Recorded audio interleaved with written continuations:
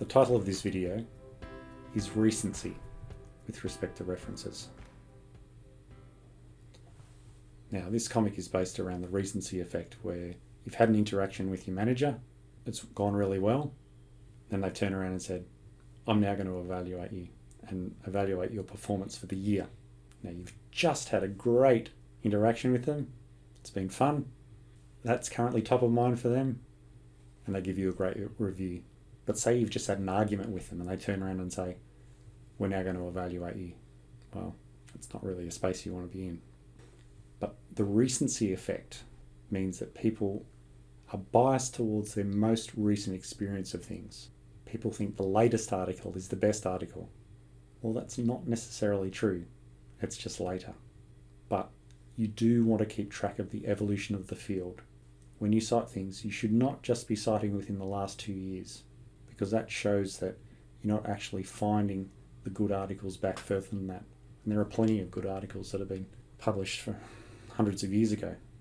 Don't just focus on yesterday, because the profession of engineering has been going for a very long time.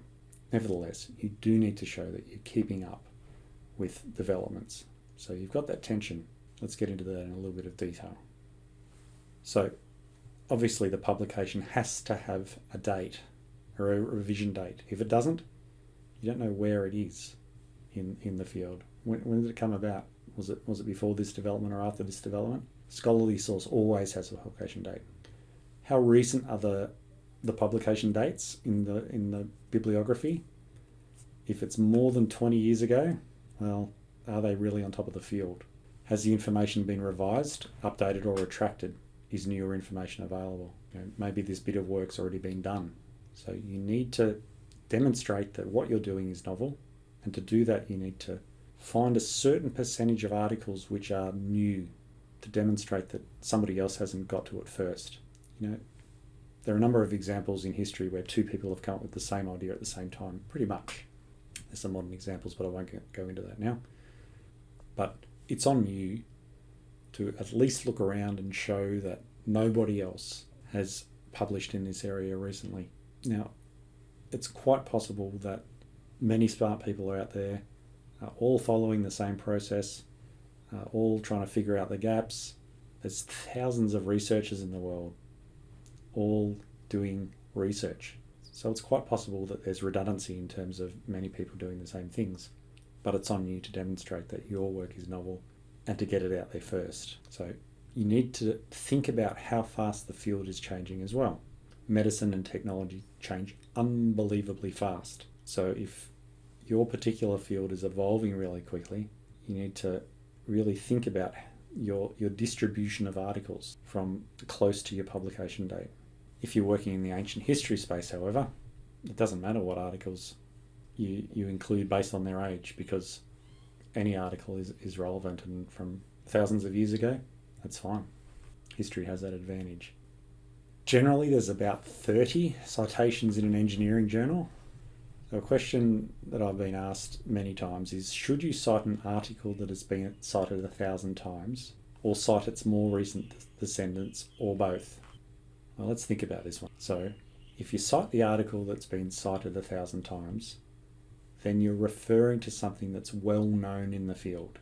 Your reviewer more than likely knows about this article. If you cite something that's only been referred to once, even if it cites the article that's been referred to 1,000 times, then the reviewer might not know about that article. Now, this recent descendant, say it's just been published last year, and the article that's been cited 1,000 times was published 30 years ago, you've then got that tension between, do I cite one, or do I cite the other, or do I cite both? You need to think your way through that. But you do need to demonstrate to your reviewers that you really understand the field. The basic question is, what does the age distribution look like? So looking at engineering articles, if you look at journal articles in particular, half of the citations are within the last 9 years. 75% are within 16, and 90% are within 30 odd. Okay, so there's actually quite a length of time in which articles are a citation, but obviously 10% are past 30 years. Think about that. That gives you great scope to look back in the evolution of engineering. You've got to demonstrate that you're current, you're on top of what's happened. There's nothing out there that's beaten you to the punch, but you need to really be citing those articles that have had big impacts in the field.